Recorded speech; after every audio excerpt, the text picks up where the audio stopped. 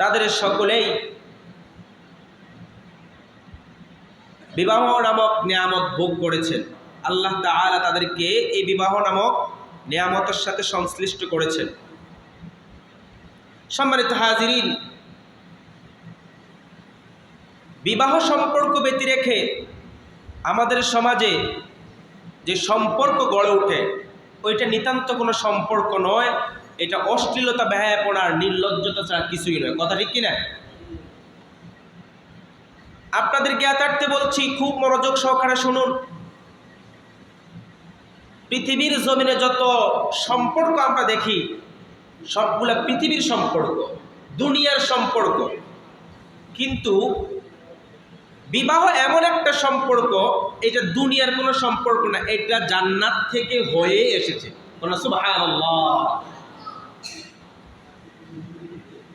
পৃথিবীতে মায়ের সম্পর্ক ছেলের সাথে, এটা কি দুনিয়াতে না সম্পর্কটা? যদি মায়ের বিবাহ না হইতো, মায়ের পেট থেকে আমি না হইতো, তাহলে মায়ের সাথে আমার সম্পর্ক ছিল না, এই সম্পর্কের খবর আমি পাইতাম না। বাবার সাথে আমার সম্পর্ক হইতো না, ভাইয়ের সাথে আমার সম্পর্ক হইতো না। কিন্তু যত সম্পর্ক